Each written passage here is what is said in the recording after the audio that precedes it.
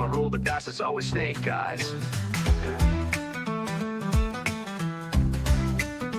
They charge into the dungeon with courage and with grit, but my hands are shaking nervously and I wanna quit. I bring out a dragon, but to no big surprise, when it's my turn to roll, I just get snake eyes. Snake eyes, snake eyes, the curse that I can't shake.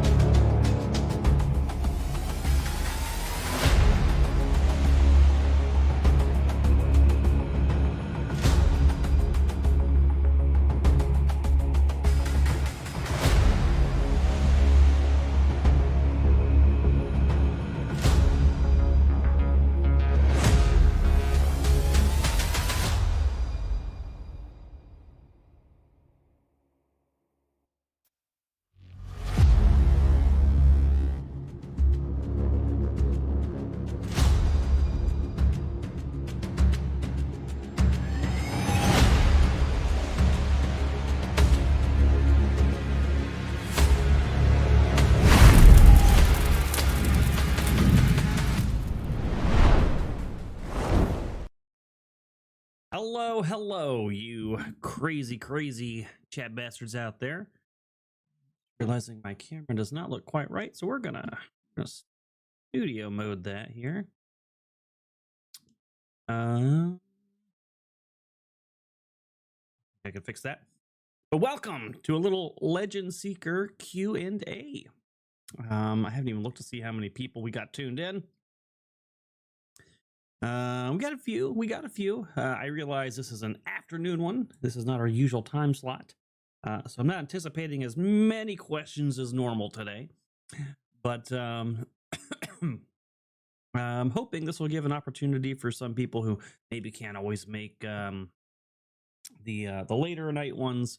Maybe they can hang out for just a little bit. We're going to be on here for about an hour talking about Legend Seeker, answering all your pressing questions and talking about other things as well that might be on my mind. I guess for starters, if this is your first time here, what is Legend Seeker? It is a tabletop role-playing game, D20 system that I am making for you guys. It's going to be exciting. We're going to be kind of winding the clock back a little bit and going to a time when D20 was a bit more modular. We had a little bit more crunch to it, but also taking that and giving it a more modern twist, giving it a little polish, and adding some cool new mechanics and things that change some things about the D20 system as a whole that have always maybe rubbed me the wrong way and made me think that, hey, there are ways we could do this better and make it a little bit more exciting, a little bit more dynamic.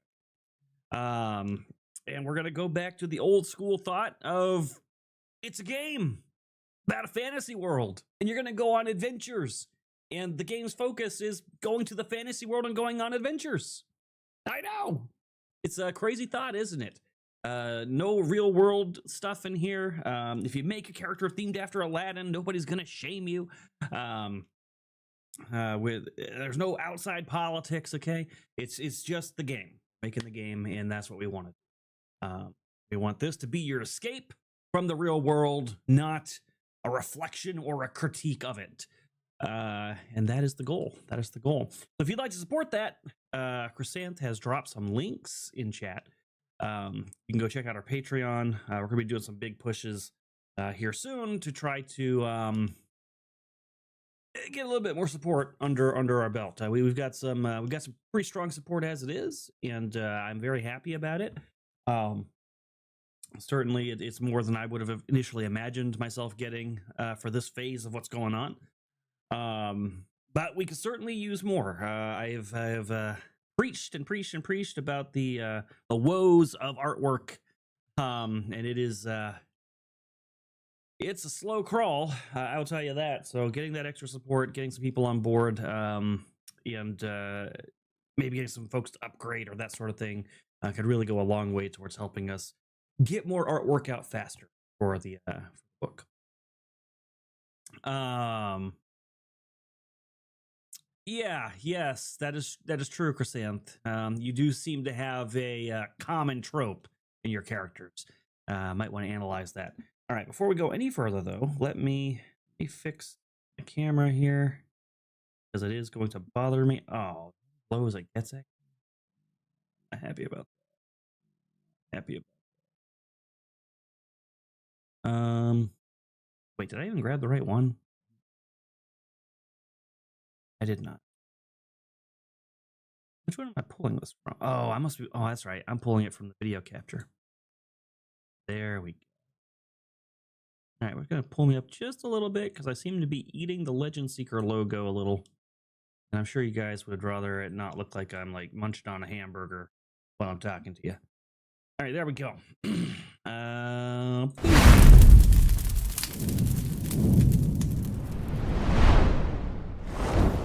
I'm also having some eggnog. Some might call that day drinking. I call it celebrating the holidays early. Delicious. All right. So, oh, damn it. I fucked up the camera bad, didn't I? It's not my fault, chat. Hold on. This is Chrysanth's fault. She did not inform me that the camera wasn't right in time for me to catch it. So this is her fault. You can blame her, chat.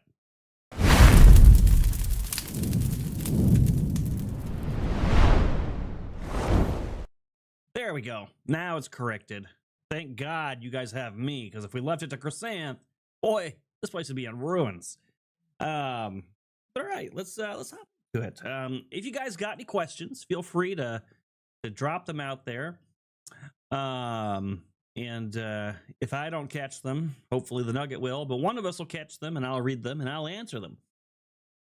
But something I've been wondering, and I'm not sure if I don't know what you guys would think of this, but it's something I wanted to throw out there that somebody else had suggested as a potential idea. So one of the things I've said is the biggest struggle right now for us is the artwork. The system's coming along well, the lore's coming along well. That stuff is trucking along at the pace that I want it to. Maybe slightly slower than I want. I was actually hoping to have more of this done a long time ago, but it's at a reasonable enough pace that I'm not upset about it, right? The artwork, however, is a struggle. So someone suggested, not everybody wants to do a monthly type support for Legend Seeker. While that is the most ideal for us, it's an ongoing support, something we can rely on, and we can kind of budget with, right? And be thinking about and give something in return for that, right? Some access and things like that, and also give benefits to the shows and what have you. But they suggested maybe something else you could do is look at a chunk of art that you need to get done. So maybe that third cover, maybe several pieces that are going to be, maybe my target goal is to get all of the artwork for the Bestiary, and then take those totals, lump them together, and sort of, not like a GoFundMe exactly, but something like that. Something where people can drop in. There's a clear goal to meet, and they can do their one drop, boom, I helped support type donations, and then we could drive towards that goal. I don't know if that's something people would be interested in. If there's enough call for that might be an interesting prospect. And then that coupled with the ongoing support that we already have, that could be what we need to set us over the edge and really and bottle rocket us ahead. So tell me what you think. Tell me what you think of that concept. If you're watching now live, let me know. Obviously, if you're watching this later on replay or what have you, let me know in the comments if that is something that is interesting to you. And I might post about it too. Say it probably in a more refined way in the post. Yeah. So it's a little bit more clear what I'm saying, but I think you guys get the gist. Frost says this one is luckily a listen along while people make sure the launch stuff is ready. Oh, okay, cool. Yeah, there is a slight chance there might not be Frost written tonight. We're playing it by ear, but hopefully we'll have it. Dragon wants illustration that has ley lines as a model. I don't think that's likely to be a piece of art that makes the cut for Legend Seeker. But if you would like a modeling picture of ley lines, I'm sure all you have to do is ask. He'll probably send you a modeling pic for the low price of like $10. I'm setting the price for him, $10, and he'll send you a nice racy photo. I'm sure he'll be happy to do that.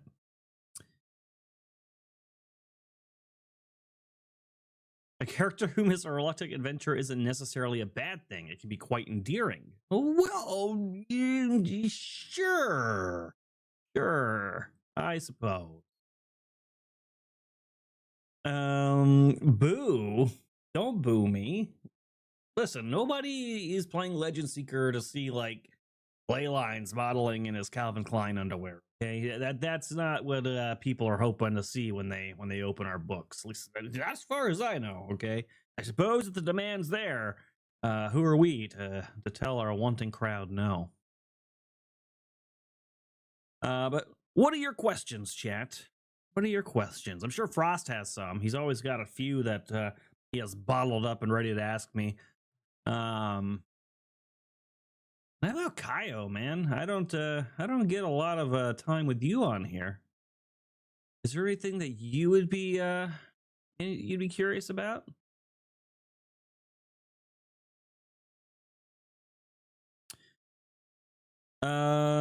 No owner modeling pictures, please. You would be so lucky. Okay.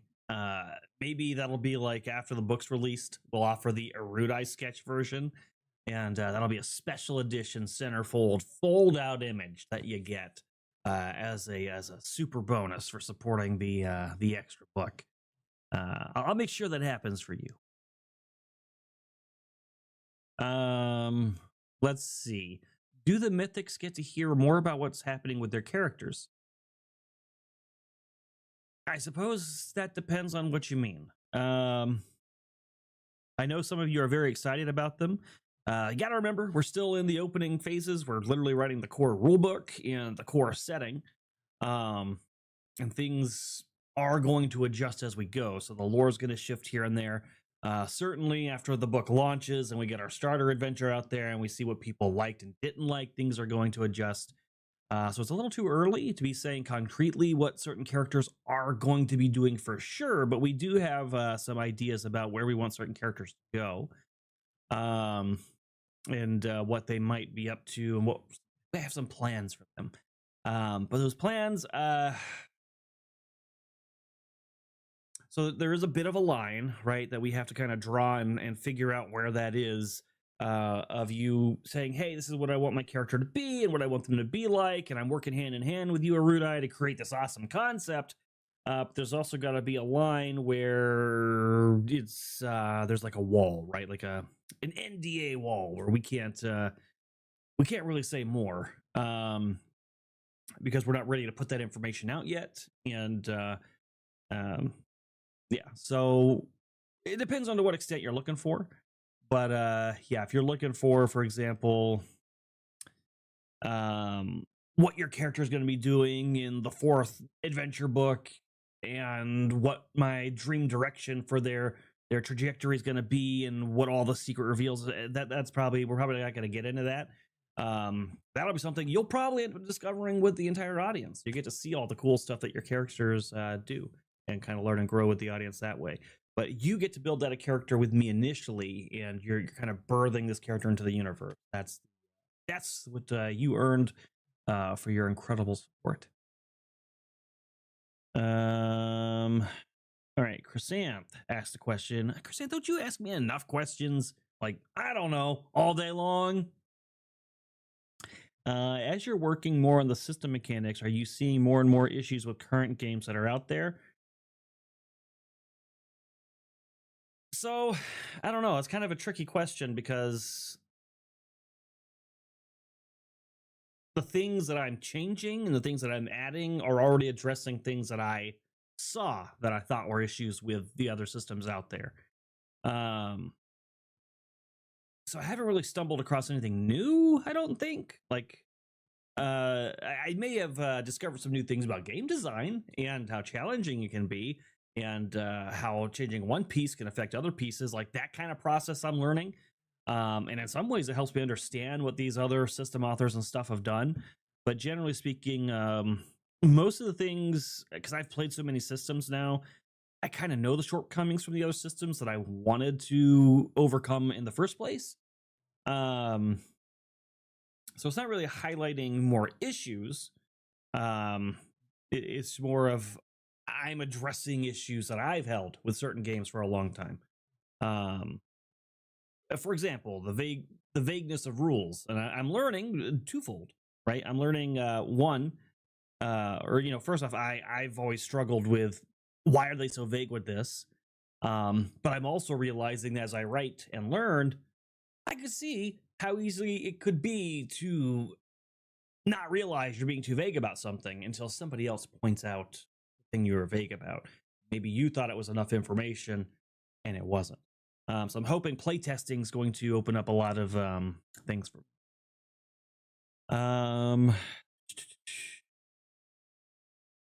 How much are the mechanics of the game affecting the lore in universe, says DNS. Yeah, that's actually a really good question. So we are tying a few mechanics into our actual in-game lore.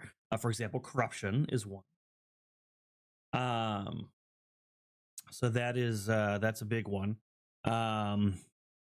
The alignment mechanics are going to matter a lot in game setting and in universe. That's a big one. Another one, even how magic operates, right? The way that I want it to be designed, I'm trying to do that in mind with how I would like it to operate lore-wise too, right? Something that I wouldn't say it necessarily bothers me, but it is just an arbitrary game thing, right? Limitations on spell slots and things like that, and how spells function. Um, Generally is pretty agnostic of what the setting says lore wise on how spells work. And I almost feels like a false limitation. Like, okay, we're only doing that because we wanted to make a game rule. Is there a way that I can do spells in a way that feels like what you would actually like when you read a book? Okay, the Sword of Truth or something like that, for example, right? Or Lord of the Rings. These wizards and stuff, they kind of just cast their spells and stuff all the time. And they have some limitations, but it's not like, oh man, I can only do this 3 times a day, you know? And so I'm just trying to address things like that. So there are ways where the mechanics and the lore are affecting each other, you might even say. Frost says, oh boy, here comes Frost questions. I know this one's going to be a thinker. Do you have any plans for character depth mortality that are different from standard D20 tabletop role-playing games, like death save, soaking, etc., heroic deaths? So right now, it's not gonna. We're not gonna have saving throws. So the saving throws mechanic is out altogether. So there's no saving throws even for normal stats, much less death throws or death saving throws. So there's no dex save, for example. The way we're handling it is the environment attacks you and you build up your stats to resist it. So, for example, instead of you making a constitution saving throw to resist a poison, you have a fortitude defense score, and a poison will have a strength. Say it's like a poison level 5. It would roll against your fortitude with a +5. So it'd be a d20 +5. If it beats your fortitude, congratulations, you're poisoned. So it operates a little bit differently in the system. As far as death goes, basically, if you drop down to 0,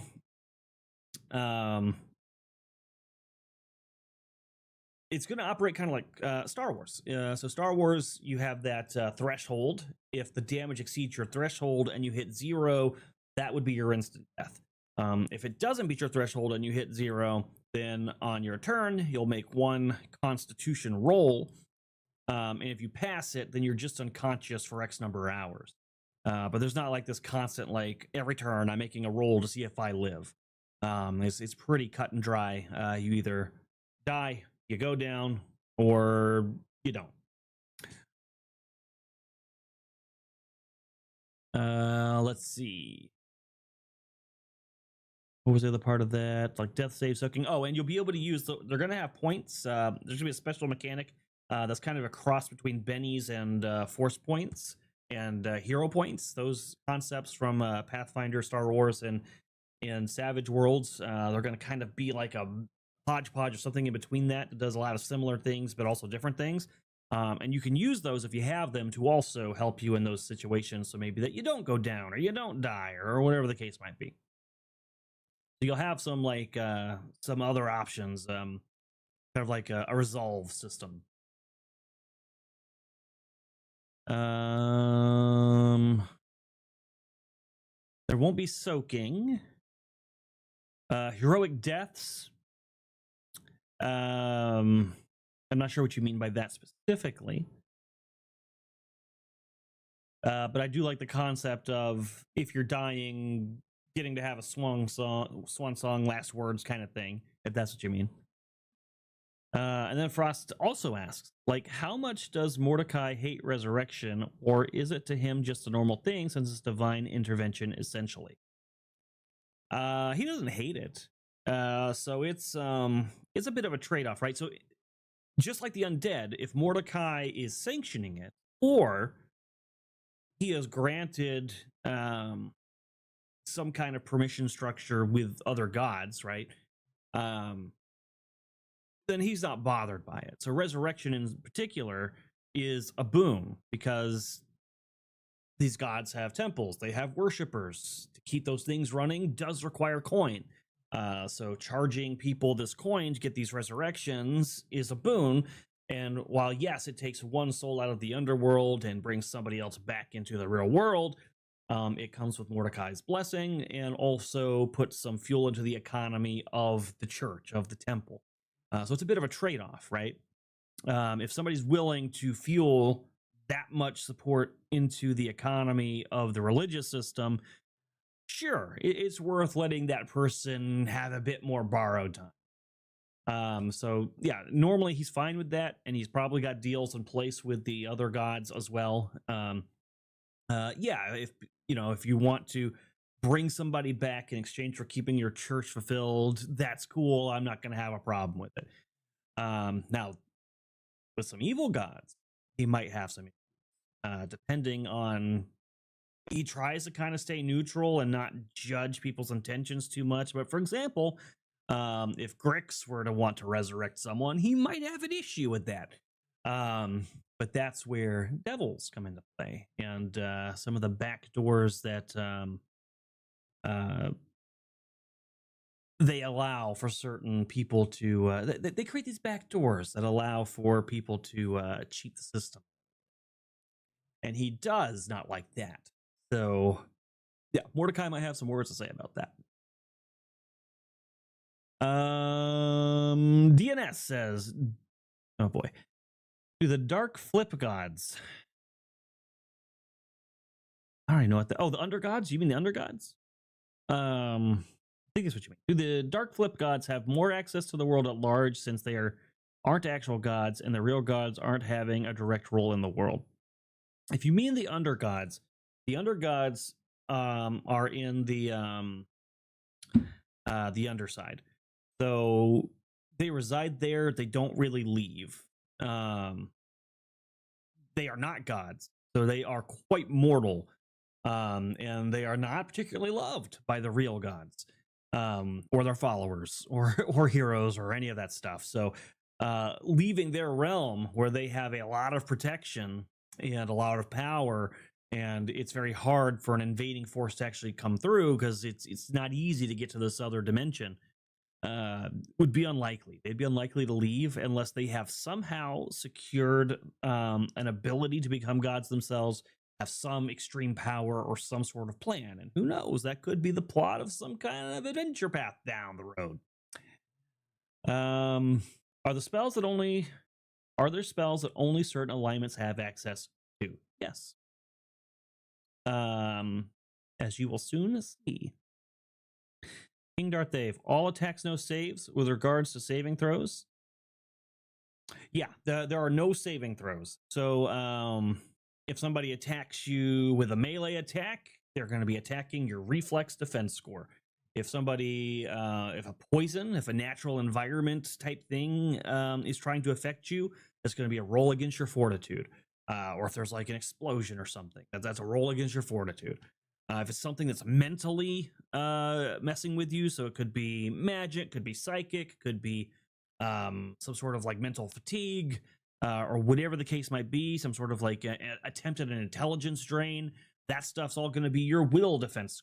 It'll roll against it. So building those scores will be your defense against those outside forces that can affect you. Now, there might be cases where you're asked to make a roll that is a strength score roll or something like that, but there are no built-in saving throws. So not a broad category for that. You're not going to have like a fireball spell, for example, that asks you to make a reflex saving throw. That'll never be a thing. Instead, it'll be when they cast the spell fireball, if their spell casting roll exceeds your reflex defense score, it'll do the full damage. If it doesn't, it'll only do half the damage, for example.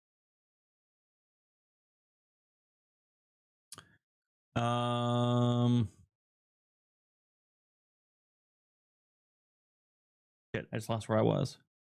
So stabilization would have to be more immediate rather than waiting to see if the character can get a nat 20 in death saves. Yes. So essentially, what'll happen is you'll go down to 0, and then at the start of your next turn,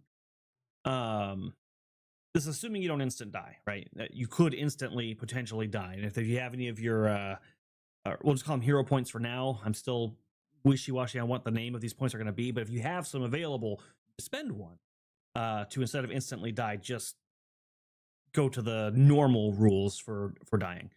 So if you don't instantly die and you get dropped down to 0 hit points, or you spend a point to just go to 0 hit points instead of dying, when you get to your turn, you'll make a Constitution roll. If you pass that roll, you're not dying, you're just unconscious. And then if anything hits you while you're unconscious, then you'll have to make another roll. But if you fail that roll, then you would be dead. Let's see. Tayo says, will equipment be modular, allowing for limited magical customization, like applying spell resistances or damage buffs? So there will be enchantments for armor and weapons.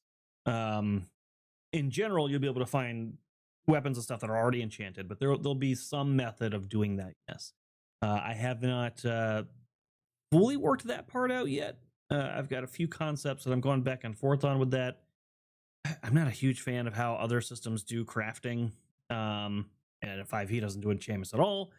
And also, we're kind of lore-wise in an age where the biggest secrets of magic are lost. So the kinds of enchantments you would be able to do are going to be probably kind of on the lower end and more limited. You're not going to probably be able to create like a wondrous, epic, legendary thing. But you can enhance certain suits of armor and stuff to be at least better. And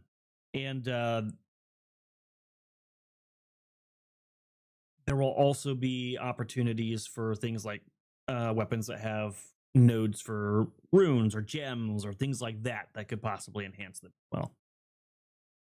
Those would be considered artifact weapons.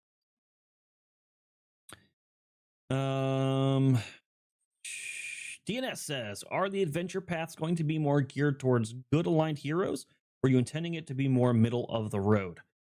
So generally speaking, they're going to be good aligned. Evil adventures in general don't tend to do very well.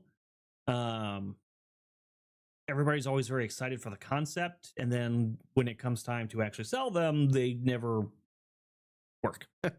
And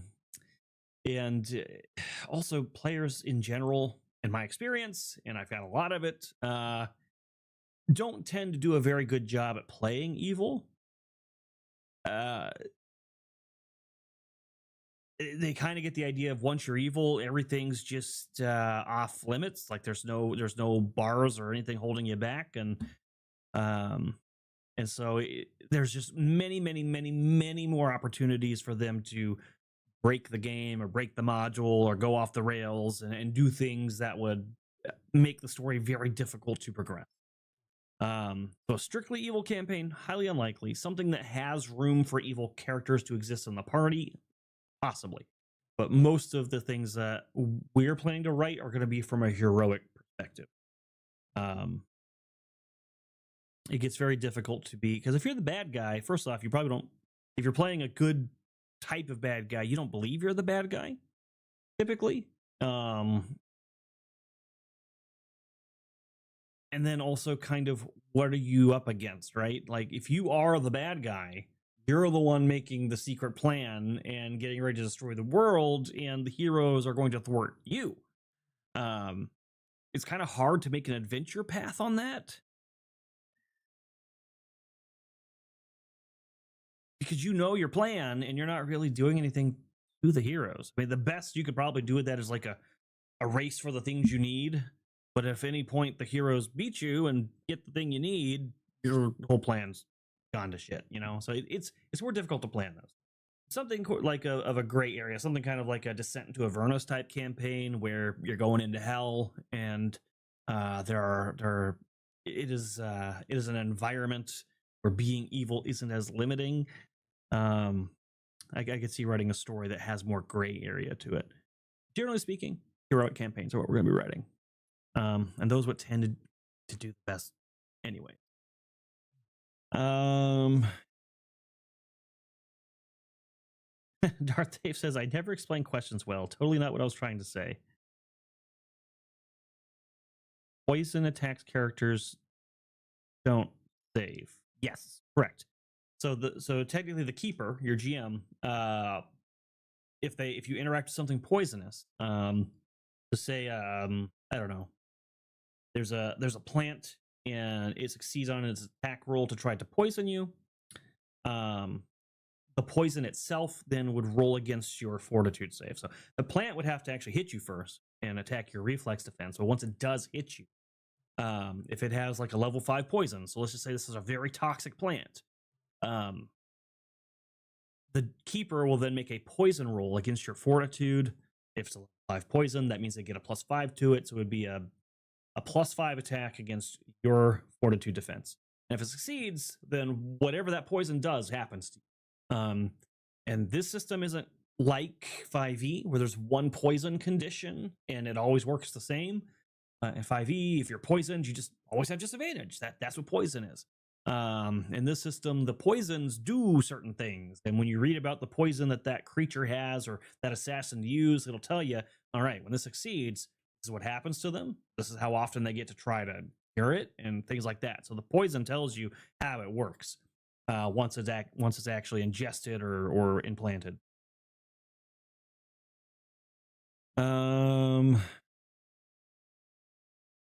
Will there be rules for random generation, wilderness exploration, random monsters, encounters, etc., or is it all adventure module based?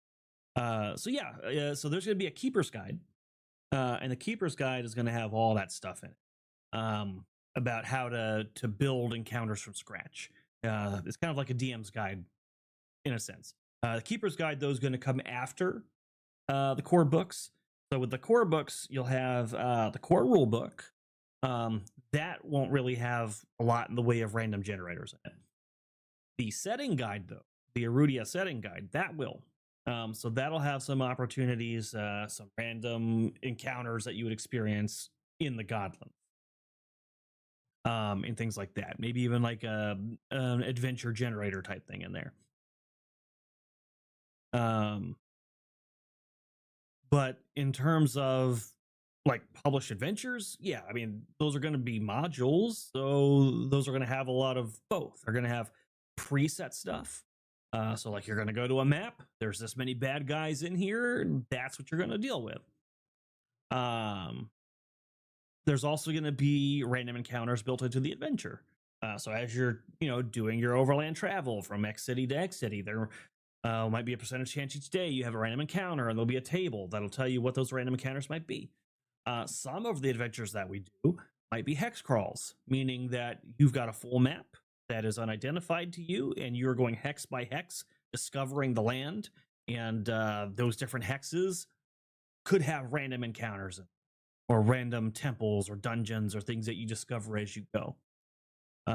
It's going to depend on what the adventure might be and what the story is, but certainly there'll definitely be rules for all sorts of kind of random generation in all sorts of different manners. And in fact, one thing that I do a little bit differently with Legend Seeker as compared to other systems, the default system for character generation is random score generation. That is the when you play, and the standard way that you would roll your characters is to randomly generate your scores and assign them. It'll provide optional rules for point buy, but for those who want a more structured game, or if you kind of have a newbie player that you're trying to just kind of get into it, but the standard rule will be score generation. All right, I think I have caught them all up as far as questions. Let me have a little eggnog. I think I earned some. Oh, I just splashed myself with eggnog. That wasn't cool.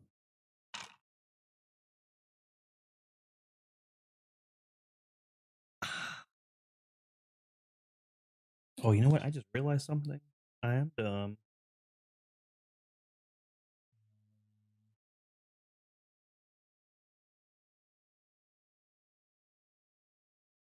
All right, I'll fix that later. Oh well.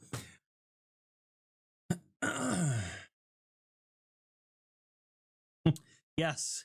Yeah, the dice roll and the players roll. Yeah, no, it's that's kind of how we're approaching everything.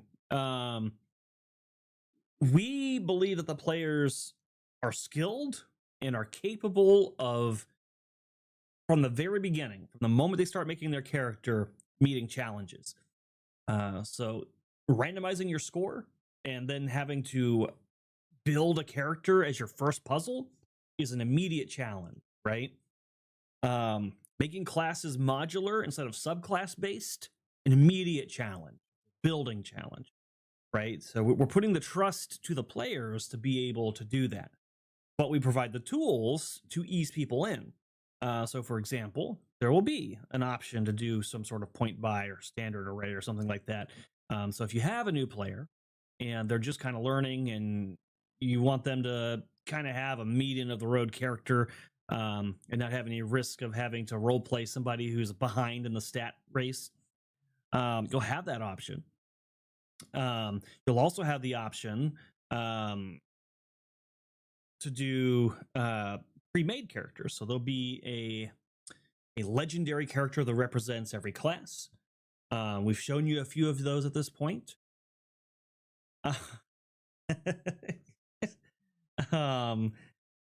And those characters will be kind of like they'll be taking some of those talent trees and treating them sort of like subclasses and then telling you how to build your first 10 levels. So your first 10 levels will be spelled out for you.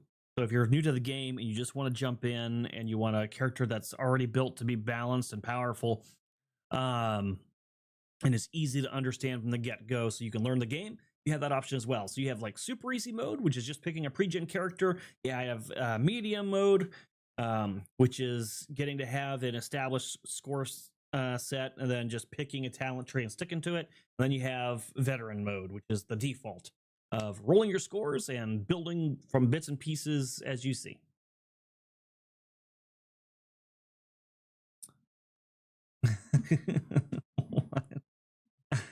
Wow. That is not a good quote. Don't save that quote.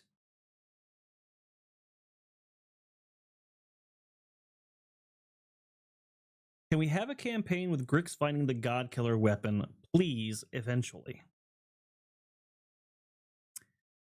I cannot answer that question. I will say this, that the initial focus, of course, will be post God Killer War and being in that world. And there will certainly be some stories that revolve around Grix and his machinations.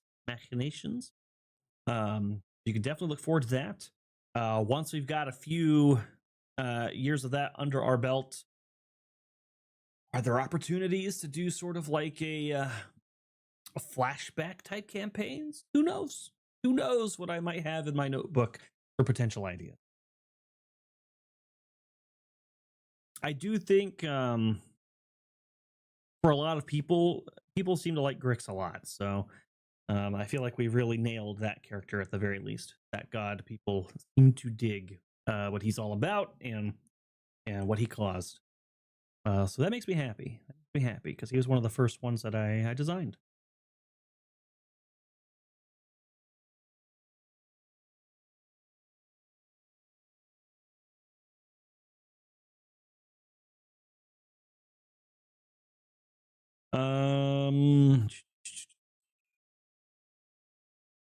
Where's the character based on Lynn Green? Well, there isn't one. That's pretty much that. At least not yet, as far as I know. Now, I say that, but I don't sit on all of Frost streams, so I don't know what he has or has not done. But as far as I know, there's no Lynn Green character. When's the bikini episode? I don't know what you mean by that. Will there potentially be a bikini calendar of the hottest characters of Erudia? Maybe. I don't know about an episode, though. And Dave says, will all the modeled characters have good stat lines, or will some of them be Keaton-like stats? So the goal is to make them passable, right? So the modeled characters will operate under the like I said, there's those 3 modes, right? There's the randomized scores, there's the point by slash, will probably be point by, and then the modeled characters, so the legendary characters, those will probably have the equivalent of a standard array.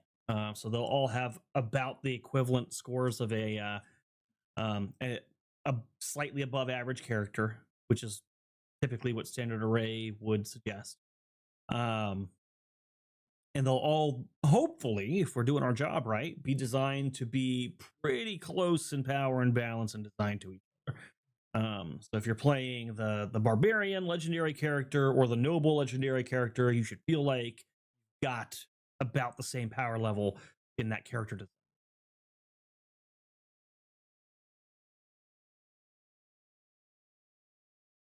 No, I'm not doing a bikini calendar.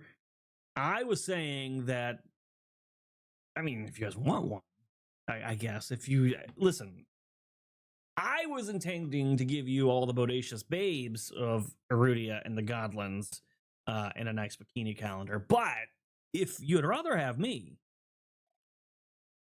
who am I to deny my fans? I can even sign them for you.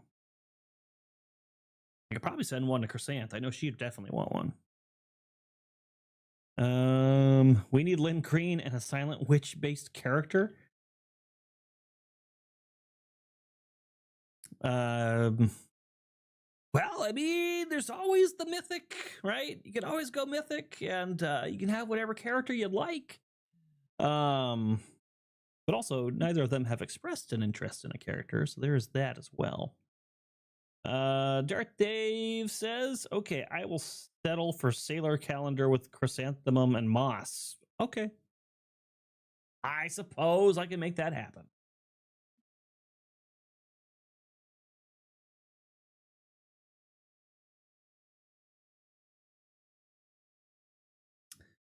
Okay, I'll settle. No Erudi, bad. No bikini calendar of you.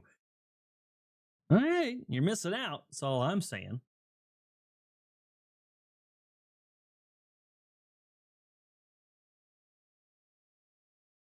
Fantastic, sarcastic. Hey, what's going on, dude?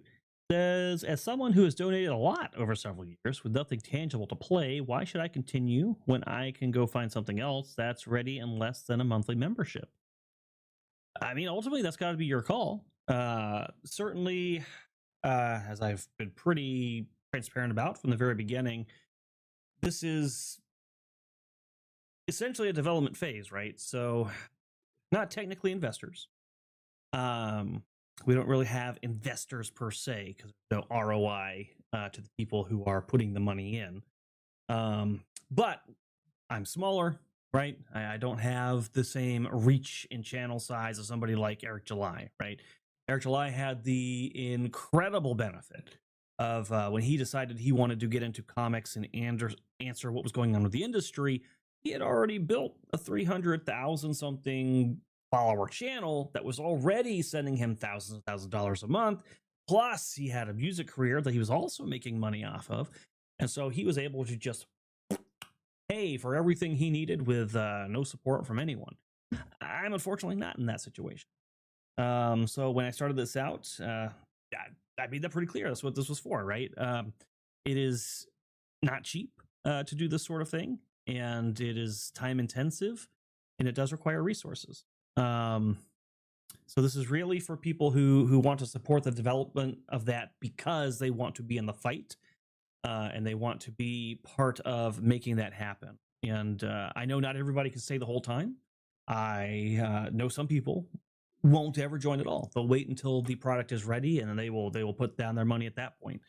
And I'm happy with all those people. So I would just say that's a personal choice for you. I try to add things that would be an incentive, right? I try to give you early access to things. I give you guys votes on things, so you get to actually, for example, you decided the setting name, right? You decided now how 2 pieces of artwork are going to work. I've had open discussions with the chat about things about how like the magic system's going to work and stuff. And so you guys get to shape things at the ground floor because you're in early. You get to be a part of that process. For the tangible part that you're looking for, you'll be the first to have that. And then, of course, we try to throw in little things like a lot of you already donate to the shows, right? So when you watch the shows, you'll send $20 to give somebody a Benny, or you'll spend $80 to give 4 people a Benny. And included in your support here, you just kind of get to do that for free and get more of it. For example, a lot of people don't know this, but if you just support at the copper tier, just at the copper tier for Legend Seeker, you get to give a $20 benefit to somebody on the channel. So something you would have potentially spent $20 for anyways on the channel, by supporting Legend Seeker for $5, you get kind of a $15 discount on that. So we try to give you incentives to make it worth your while, besides the fact that you're in it for the fight and you're in it for the support. And of course, the higher up that tier goes, the more tangible some of those rewards are. So for example, at the mythic tier, if you're supporting that tier, we've allowed you to actually create an entire epic character, right? Somebody who's on a very mythic level. And is an incredibly important part of the universe and will have many important parts to play down the road. You have authored that into the universe. So you'll have a namesake and a stake in this product for as long as it lives and for as long as you play it, which is really cool. Imagine, for example, if when Rippaverse had been going on or Dungeons and Dragons had first been made, a creator had given you an opportunity of, hey, I'm trying to develop this. If you help me up front supporting the product, I'm going to let you create a god or something in this universe, right? And then imagine D&D today. Imagine having a legacy character that has lasted through that. We try to offer you stuff like that. For the gold and mythic tier, we're even offering minis for some of the characters that were made and some of the gods. There's going to be a painted version of Grix for the mythic members, an unpainted version for the gold members. But yeah, it's just I think I've pretty much covered it.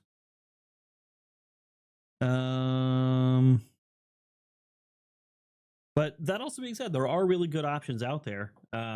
Obviously, part of my mission is I want to create something that is an alternative and a good one. That's a one-box shop alternative to what the big IPs are doing. But there are other small systems out there. Castles and Crusades is a really good one. They're doing a good job out there. Savage Worlds is a good example. They are a very small company, but they're doing big things. People are supporting them. So, I mean, there's no shortage of other systems, and I think going independent on any system is a good idea regardless. Yeah, if you have other interests, certainly chase them. But if you want to support, I welcome it. If you can't, I understand that too.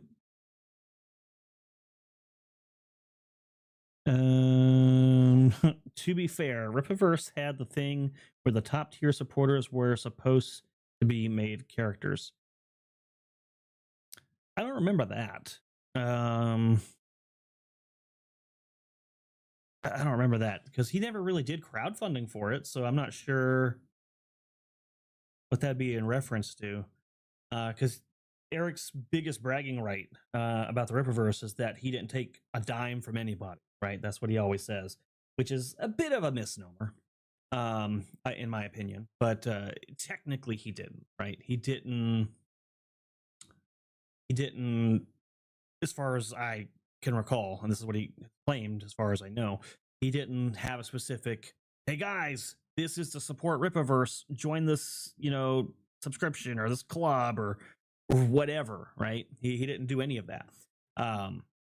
He took money from his own pocket, is the story he always says, his own money, right? Yeah, I think he said it was something like $200,000. He spent a lot of money to get all the infrastructure in place and to hire the artist and to get the book done and buy the rights and all that other stuff that he had to do. I know the big thing was he invested in like a warehouse and things like that. But he fronted that money, $200,000 of his own money. Now, to your point, he was already a big YouTube channel, right? So he had people supporting what was back then called the Mac tier for his channel, while he was talking about the fact he was making these comic books. So while it wasn't a direct support, he was still kind of getting paid, right? His supporters were paying him for his YouTube channel, and he was turning around and using that money for his product. So,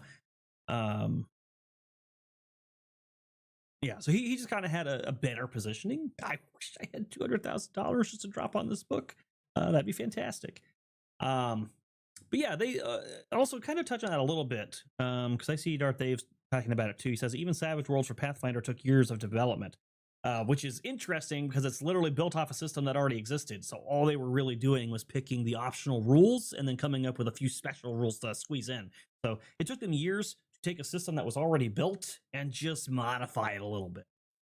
And the artwork was already done for them. They didn't have to get any artwork. They just took the artwork from Pathfinder and threw it in the book. So literally they had to do just about nothing. And yeah, it took a long time. But all of this takes a long time, right? Most systems, I had I don't want to call it an argument, but it was kind of a confrontational conversation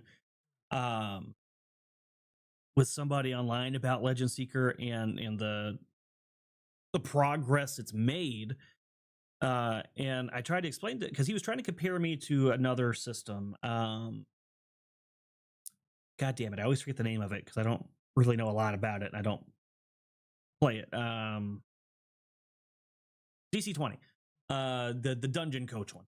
So he was trying to compare me to that and saying essentially that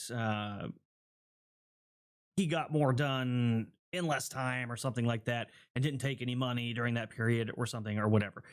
And I tried to explain to him he's comparing apples to oranges because, again, much like Ripa, Dungeon Coach already had a successful YouTube channel and was making a ton of money off of it when he decided to go into making the system. And when he decided to do it, he had already been working on it. So he had some prior game developing experience, and he had been in secret using his own money working on the system for something like 3 years. 3 years, right? Before he I'm not going to name who it was. I'm just saying what the system was. He'd been developing that in secret for 3 years, and then when it came around time for him to announce it, he already had most of it done. And so then when he opened up his Patreon and had people come in and whatever, so it seemed like it took him less time to do something, but that's not true. You were just seeing the tip of the iceberg.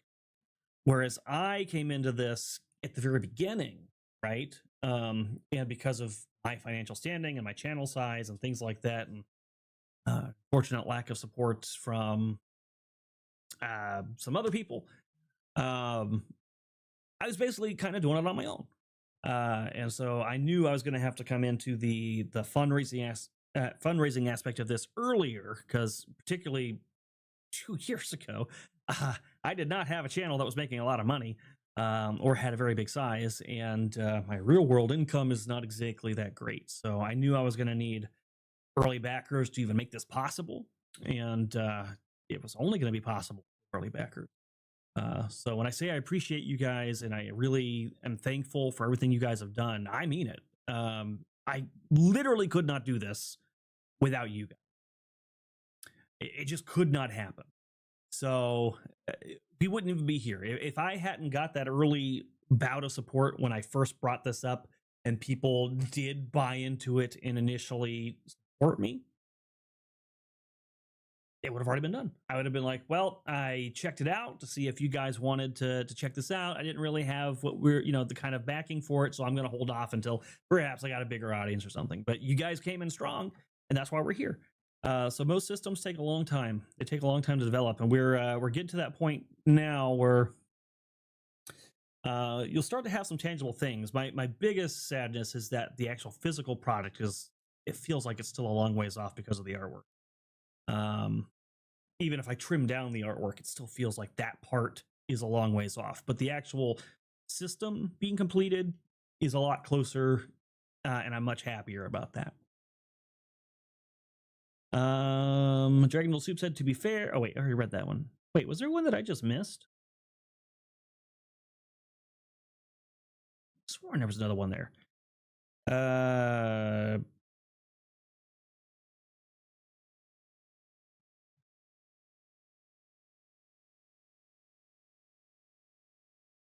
Go look at this real quick.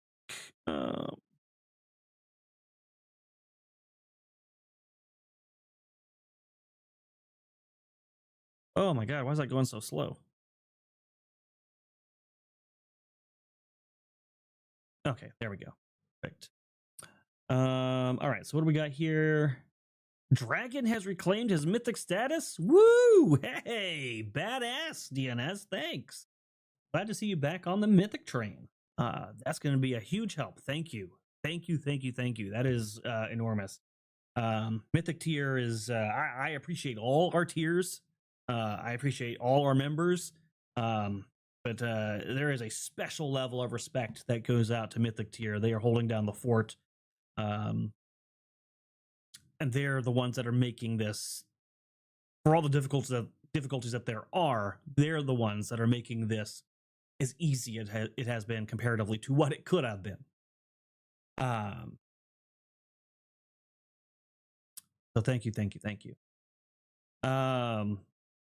You don't. There will be no AI art.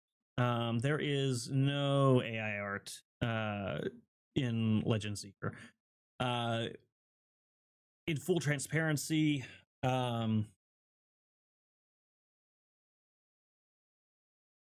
there's no AI art in the book. We sometimes use AI art in our process because it's cheaper than having to pay for like 50 sketches of things. So if we have like a concept we're gunning for and we want to try to get a few like reference pieces, maybe a few different styles of golems and things like that as reference pieces, we'll use AI art for that. And then we'll provide that to the artist who's actually going to be drawing it and say, hey, these are kind of the different types of features and styles we're thinking of.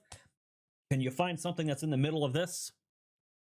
And then they'll do a pretty good job of that. So all the art is hand drawn and or at least digitally hand drawn. None of it is AI.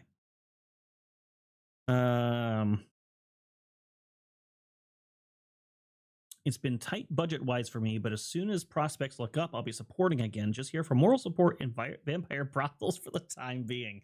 Well, there'll certainly be vampire brothels. And yeah, like I said, I know, okay, listen. I've been on both sides of this fence, okay? I still am on both sides of this fence, right?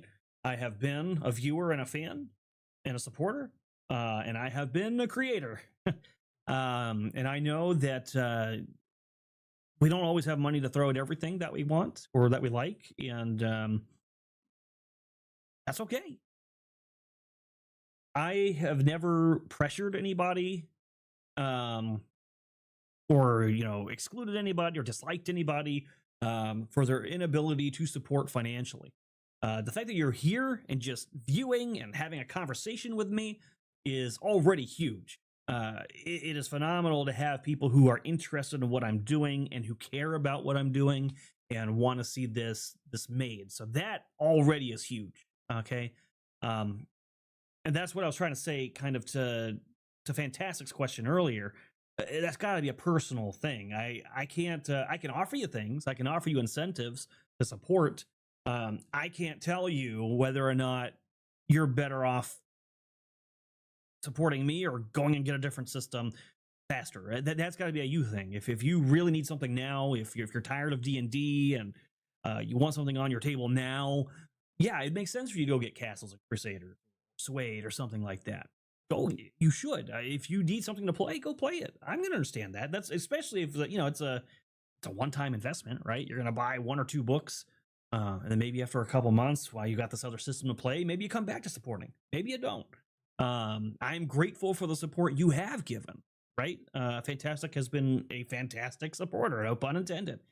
And he has contributed to this. If he stops tomorrow, he stops tomorrow. He's still welcome here. I still want to hear his feedback. I still hope that when this thing's done, he's going to play it. So I just, I just want people to know, I don't think any less of anybody who can't support. That is not something you should ever feel from me. And if you ever get that vibe from me, feel free to call me on it, and I'll make it clear to you. Apologize that is not what I'm intending. Now I am gonna shill. Okay, I'm gonna shill for my product because I do need the support, and if I can get it, and if there are people who are interested, well, of course I'm gonna put it out there, and hopefully some people partake. But yeah.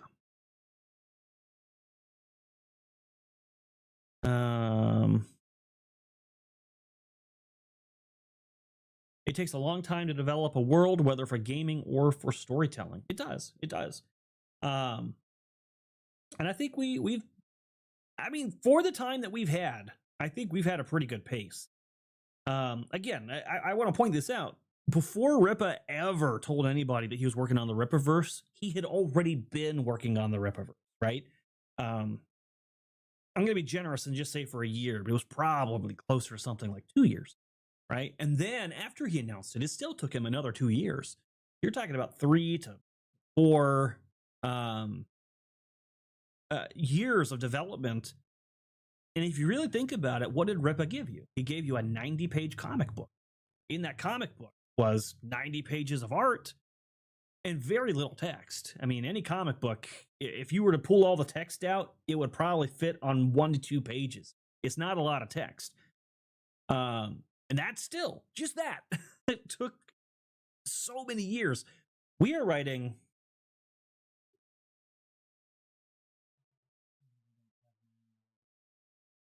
I don't have my 0.5. I'll just use kind of close. We are writing 3 books of this size with this much text every 2 pages, with tables, charts, mechanics, playtesting. It's a lot. It is a lot. Even knowing that we have some skeletons and bones to build off of, because we are building a D20 system. All right, we're not totally reinventing the wheel here. We're just making a newer and better version of the wheel, in my opinion. It's still a lot, and that's just the system, right? The lore has all been written from scratch. That is pure scratch from me and Froste, our minds. We've built this universe together, and the core of it is all mine.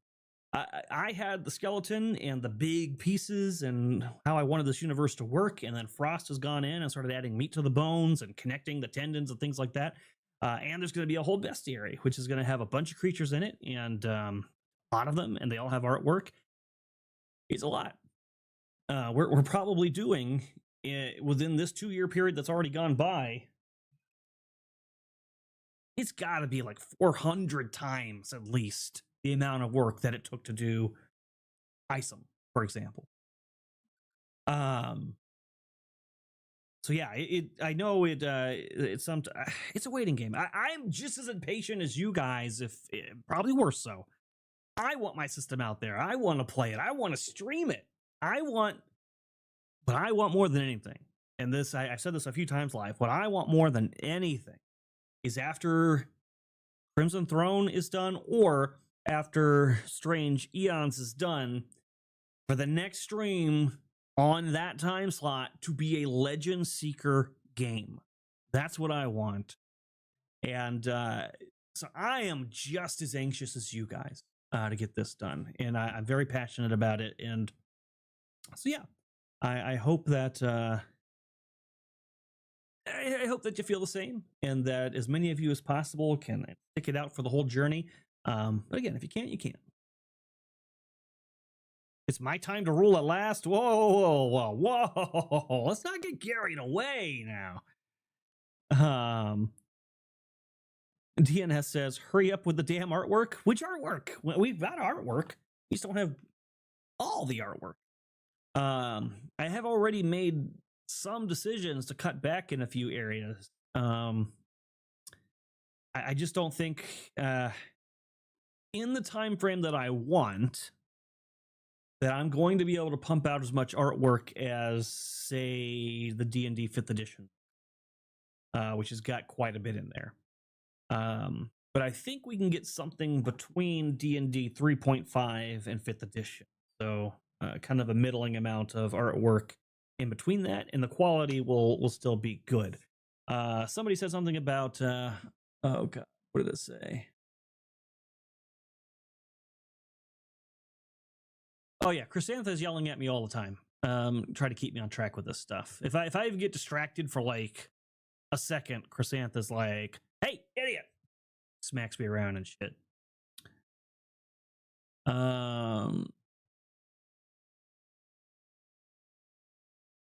Damn it, I lost.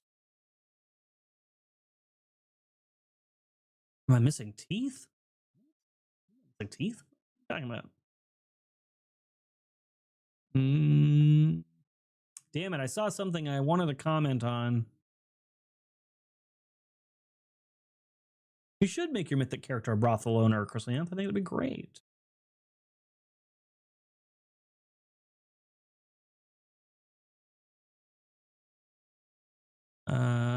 Creators. So,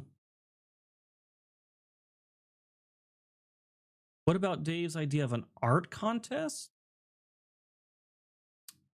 I'm not sure what you mean by that. What do you mean by an art contest? You mean to make art for the books? If that's what you mean, I don't know if it would really solve anything. The issue isn't an inability to find artists. They're certainly out there, and they would gladly take my money. The issue is how much it costs to get these artists, and then once you get them, how long it takes them to do a piece. So finding artists isn't really an issue, and also the art contest would be tricky because we just don't have that much reach. If I had the same reach of, say, the Rippaverse or D&G or something like that, it would be a lot more exciting because you would have a lot of people entering with a wide variety of talents. I don't know. That would be pretty tough to do with the amount of reach we.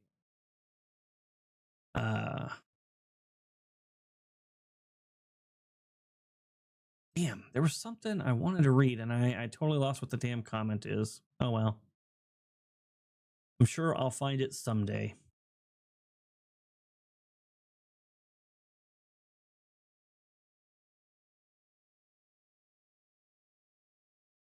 Oh, I don't know if you were just reading. All right, Gypsy, are you reading my mind?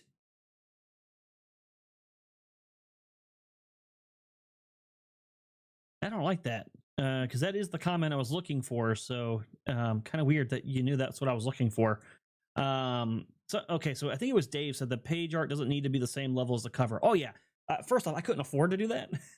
if I made all the interior art to the same level of quality as the cover art, oh my god, that would be, the book would never come out. It just simply would never come out.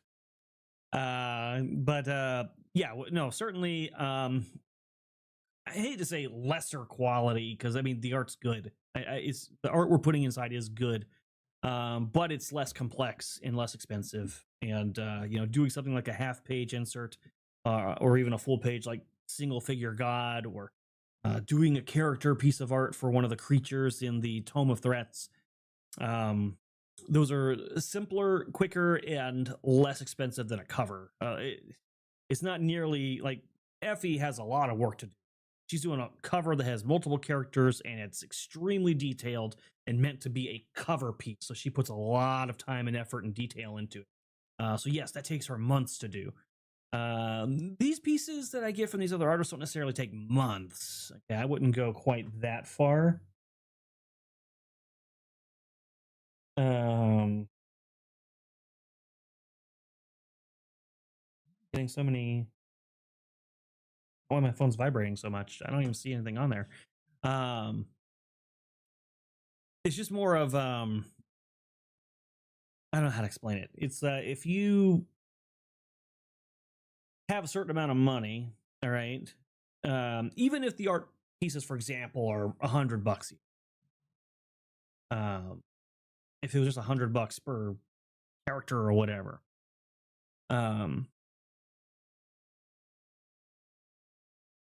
I hire the artist to do it, and they take 2 weeks to do the character, right? That means no matter how much money I have to throw at this artist, I'm only going to be getting 4 characters every 2 months. So then it becomes both an affordability and a depth game at the same time, and a quality issue, right? I need enough artists that are of the quality I want that can produce fast as I need to in the price range I can afford, and finding that right mix and being able to do that. So it becomes I need more artists, but I also need to be able to afford to have those extra artists who speed up the production. If you've got 5 people making characters every 2 weeks, that's much better. So that's kind of the balancing act that goes on with the art, and also the scale of the art changes the game a lot too. The guy who's doing the art for the most of the art, anyways, for the Tome of Threats, he gets it done a lot faster. He can crank out a monster every week to a week and a half. He charges a little bit. Not, I wouldn't say expensive, but it's definitely not on the cheap end. And yeah, so he can do that. That's no problem. But then when you start needing pieces like the half-page pieces or the gods or things like that, it gets more expensive and it takes more time. So this guy also did the art for example, for Grix. That piece took him almost 3 weeks because it's an actual full-page insert. It got like a scene, and it was a big dragon, and he wanted to make it look good, you know. And of course, there's revisions too. So like he'll tell me something, and then I'll be like, oh yeah, okay, and can we change that? Can we change this? You know, that sort of thing.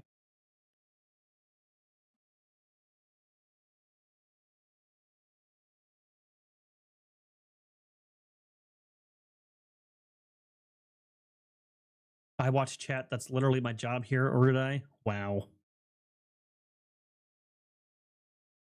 Yep. We aren't that talented, and most of this chat just does AI art. I mean, sure. I don't. I'm sure we have talented artists. I've seen some of the art that they don't do it as much. We don't get as much art for the shows like we used to when I was on tabletop, Geeks Gamers Tabletop. We had some people who did really good art then. That was before AI art was becoming this big, easy, you know, button push type thing. We don't have as much as that on Moonskull, unfortunately. That doesn't mean it doesn't exist. So I could do an art contest, and there's probably some very talented artists that would step up to the plate and want to try to get a piece in there. It's just a matter of, if you do a contest, there needs to be a winner. And if it turns out we don't have the reach to actually get somebody that rises to the level of the art we want to put in the book, and then there's got to be an agreement in place. You still got to pay them, and the actual contest process is probably longer than just hiring the artist in the first place. But it would be fun, especially once the books launch, and we've actually got a solid fan base and stuff. It would be cool then to start doing contests and things to the wider audience, and then find people who are looking to do this kind of thing regularly, and then maybe award them contracts, things like that, kind of like I did. That'd be awesome.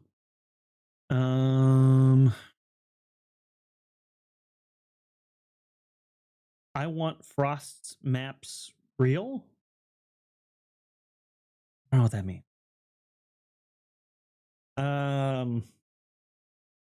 Like, you want a physical copy of the map, like a rolled up map? Is that what you mean?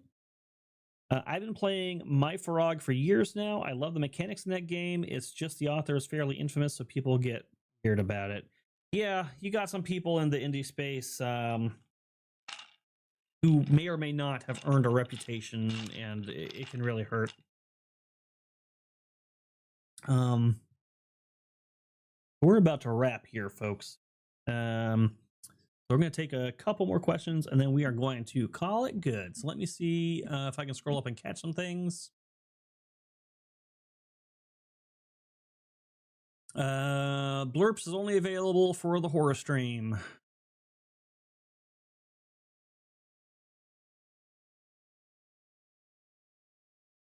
I like the buildup of anticipation and better than rushing something. Yeah, I don't want to rush it for sure. And if certain things behind the scene don't work out, there might end up being a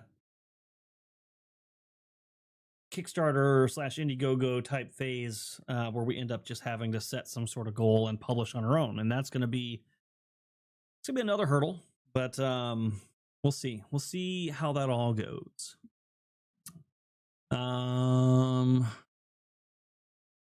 If you learn to read from a feline named Vajayjay, that's not good.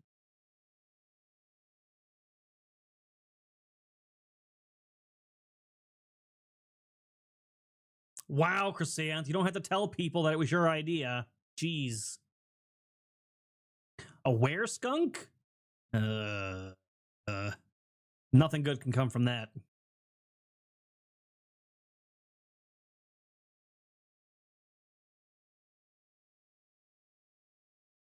Yeah, I don't want to do too much art. I don't want to get to the point where it's too much. But I also don't want a book just full of text and gives you no window into the world either. I definitely want some good stuff. Maps will be more for Froste's book, yeah. So some of the art. So when I say art costs, that includes maps. So the maps he's making will be commissioned out to tabletop role-playing cartographers. So yes, you will definitely see map artwork.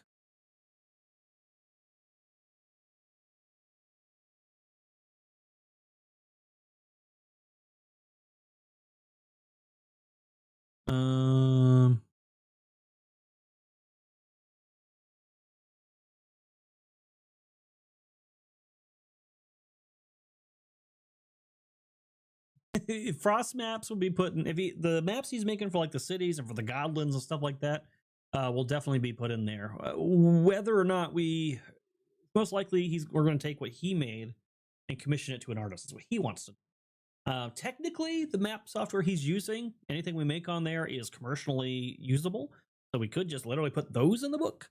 But he really wants to get them hand drawn. I think he wants them to kind of have that authentic, non-computerized feel with all the imperfections and beauty that comes with that. So that's likely what's going to be happening. Okay, I think yes, vampire brothels are confirmed. Chrysanth's mythic character is going to be heading those. She'll be the lead vampire pimpette. Unless she can come up with something better in the meantime. But all right, we're gonna call it there. Oh, I see. Yeah, that's what I'm saying. Technically we can do what Dave's saying and make Frost's the maps he's made be put in the books. I just don't think that's what he wants. For starters, I think he wants to get them actually done by a real cartographer. And then also, it's tough because I think they look pretty good, and I think Frost has done a good job with it, and it's very clear he spent the time to make them. But there are those people who will buy the books and be upset because we sold them a book full of art they could have just printed off of an online software thing. So something to think about, but it's a little up to it's largely going to be up to Frost because I know he has a certain style and look he wants for his maps. So I think we wrap there. I appreciate you guys for coming to hang out and doing this kind of afternoon chat. Hope you guys liked it. I don't do these too often, so Frost written most likely tonight, I think, maybe. Just stay tuned. If it's not going to happen for any reason, we'll make an announcement, but anticipate it. Go bother him, and definitely do not bring up food, or else you will hear about that food the entire stream, and then you'll be very hungry when you're done, like I am right now. Yeah, I'm pretty hungry. Okay, bye guys. Oh, consider supporting on the Patreon.